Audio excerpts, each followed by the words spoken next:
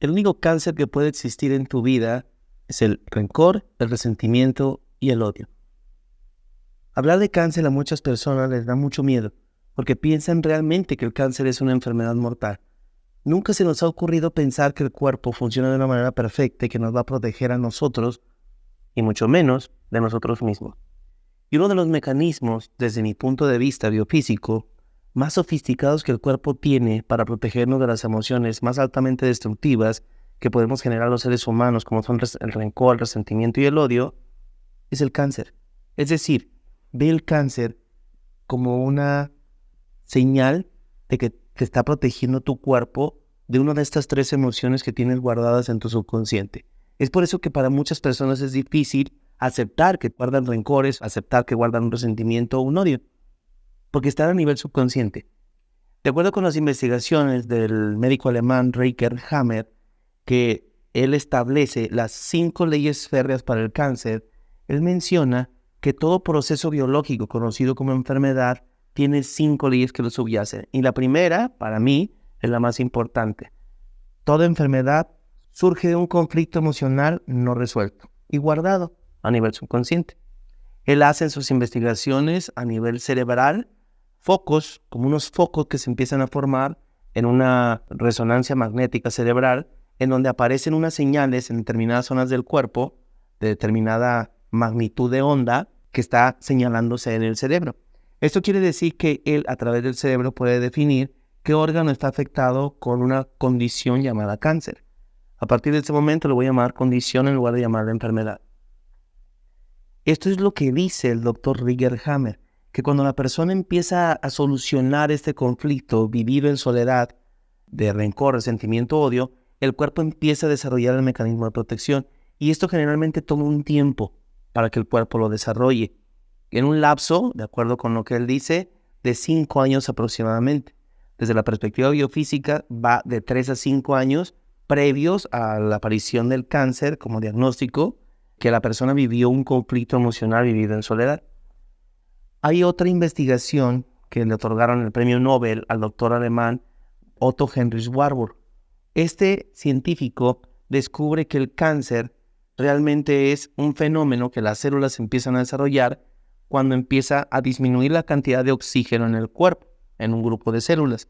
Este grupo de células puede ser de seno, puede ser de estómago, puede ser de colon, puede ser de cualquier tipo de células.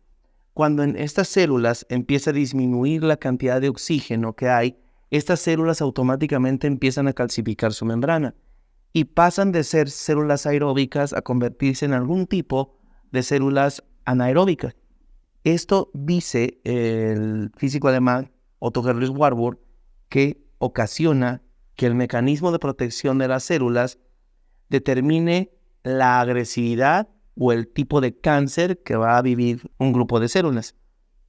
Sin embargo, desde la perspectiva biofísica, al unir estas dos investigaciones científicas, yo como biofísico me doy cuenta que el cuerpo humano realmente lo que está haciendo es proteger a las células de un medio ácido producto de una deficiencia de oxígeno.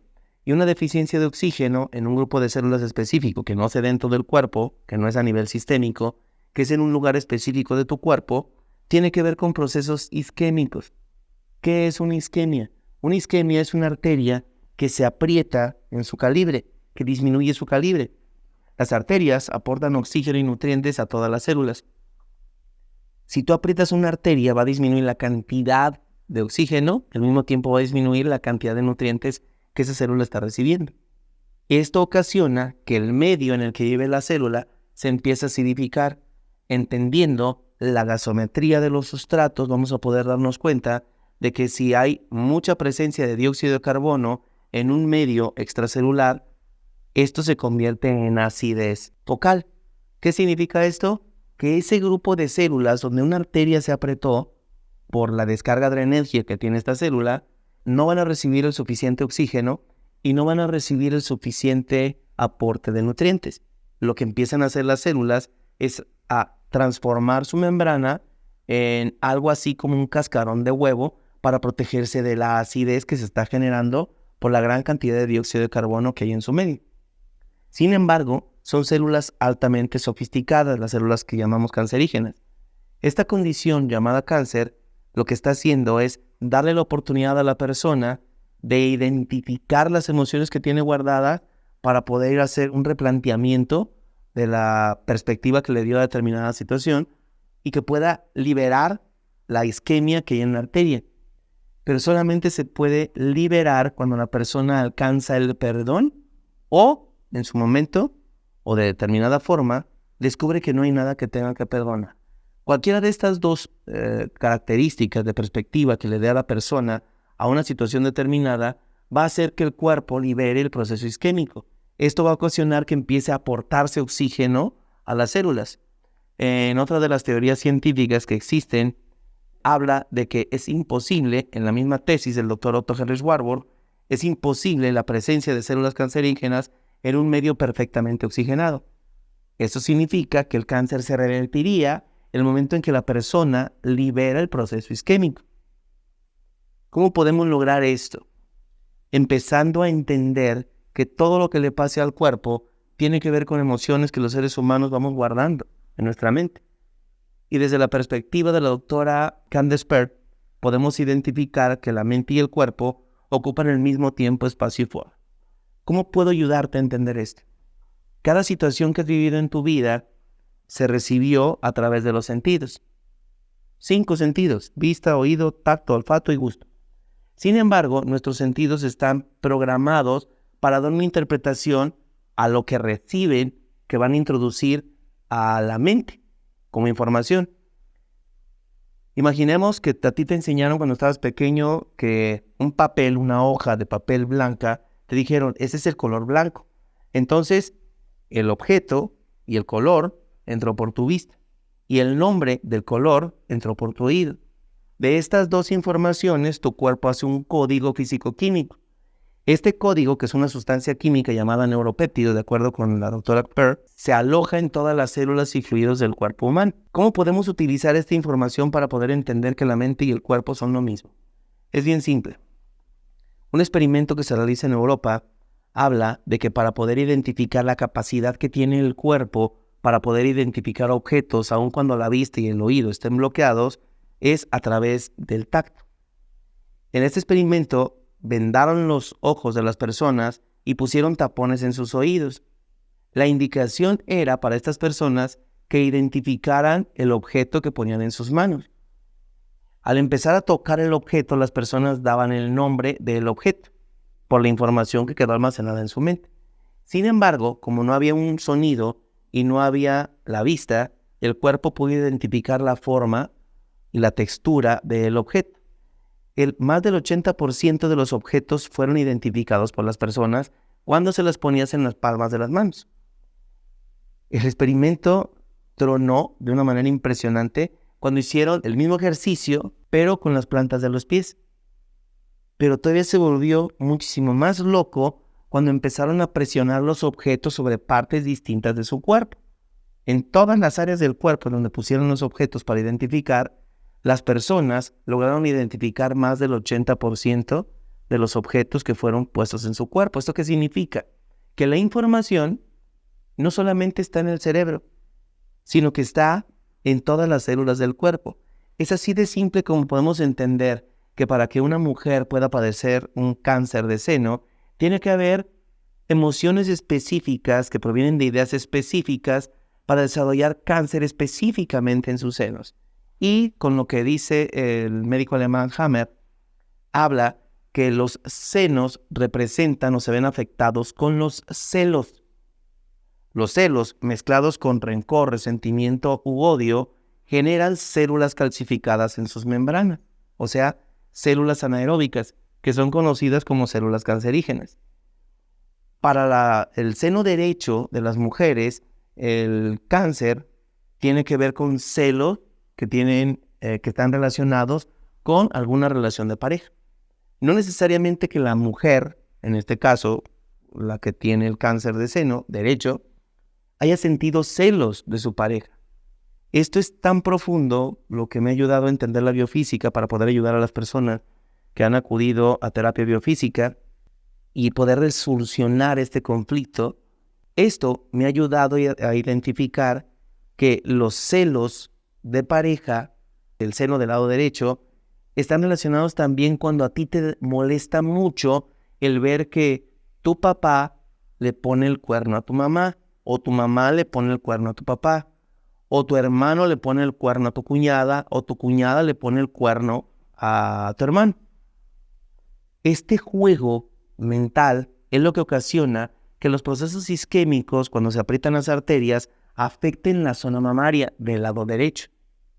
Obvio que va a ser muchísimo más intenso cuando la situación es personal, que sientes celos con rencor, resentimiento u odio de tu pareja. Sin embargo, no necesariamente tiene que ver con tu pareja.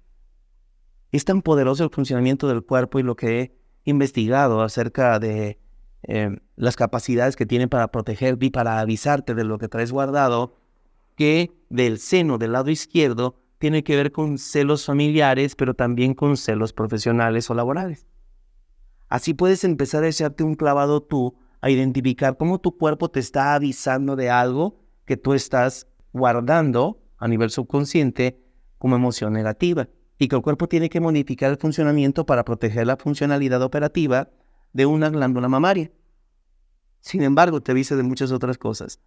Lo que hace el cuerpo es invitarte a llevar un cambio en tu perspectiva para que puedas perdonar a quien tú crees que fue infiel, a quien tú crees que traicionó la confianza del amor, a quien tú crees que te hizo daño con sus acciones. Todo esto que tiene que ver con el perdón es lo que hace que los seres humanos puedan sanar. ¿Por qué? Hay un libro, creo que el autor se llama Ken Keyes, que se llama El perdón, la mayor rehabilitación de todas. Cuando nosotros podemos entender qué es realmente perdonar, es cuando podemos voltear a ver la situación que ya hemos vivido con una perspectiva diferente. ¿Qué le puedo perdonar a una persona que me traicionó? Si buscamos entender eso, va a ser difícil que lo logremos. Pero si buscamos entender cómo puedo yo servirme de lo que una persona hizo, que yo le di el significado de traición. Nadie te puede traicionar. Nadie puede traicionar tu confianza. Nadie puede traicionar tu amor. Lo que las otras personas hacen con su vida depende más bien de una perspectiva de lo que ellos creían que podían haber hecho o que creían que tuvieron que hacer, llenar una carencia afectiva, llenar una carencia del ego, pero que no tenía que ver con dañarte. Si hablamos de cáncer pancreático, podemos empezar a visualizar que el cáncer funciona en el páncreas por frustración. Fíjate bien cómo lo mencioné, el cáncer funciona en el páncreas por frustración. Es decir, cuando hay un cáncer pancreático, que es de los más letales por la velocidad en que se desencadena la proliferación de células cancerígenas, tiene que ver con una frustración muy, muy grande que esté acompañada de rencor, resentimiento u odio. Obvio que la intensidad de estas tres, más la frustración, va a determinar la velocidad con la que el cuerpo sea afectado por el cáncer hasta quitarle la vida a una persona. Cuando nosotros entendemos esto, así podemos empezar a revisar cada órgano en donde las células cancerígenas empiezan a proliferar. Lo más importante para mí es que tú logres visualizar que el hecho de que tu cuerpo tenga la capacidad de la programación en su ADN, cada célula, para poder generar mecanismos de protección ante la baja de oxígeno en un tejido, es la señal de que el cuerpo te ama y de que el cuerpo ama la vida. Cuando tú empiezas a ver al cáncer como tu amigo más poderoso que te está avisando de que hay algo que tienes que perdonar o algo que tienes que voltear a darle un significado diferente que te ayude a sanar un pensamiento y una emoción, es cuando realmente empiezas a amar al cáncer. Si amas el cáncer, si amas la situación que viviste, entonces el cáncer empieza a desaparecer del cuerpo de las personas. Esto no es algo que yo mencione. Te invito a que revises la información del Dr. Bruce Lipton, en donde él, al igual que muchos otros científicos en el mundo, en donde él habla que una persona que tiene emociones muy destructivas altera el campo, que sería el medio en el que las células viven, y que si la persona cambia su pensamiento, cambia su emoción, automáticamente permite que el cuerpo libere dichas situaciones. Empieza a ver al cáncer como tu mejor amigo. Empieza a buscar maneras de ejercer el perdón a quienes tú crees que te hicieron daño. Hay una frase que algún día leí que me sorprendió mucho al leerla. Odiar es desear la muerte de alguien tomándote tú el veneno. Por mucho que tú guardes rencor o resentimiento u odio hacia una persona que crees que te hizo algún daño, o hacia un grupo de personas, o hacia alguna institución que tú crees que te han dañado, esa institución o esas personas continúan con su vida, porque ellos no consideraron que te hayan hecho daño. La única que consideró el daño, o el único que consideró el daño, fuiste tú. Date la oportunidad de analizar y de revisar.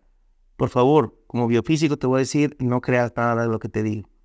La información biofísica tiene fundamentos científicos, pero aún con todos los fundamentos científicos te invito a que te eches un clavado a buscar información respecto a todo lo que te he mencionado para que tú puedas observar que tu cuerpo se puede sanar, que puede recuperar tu salud y que el cáncer es tu amigo y no tu enemigo.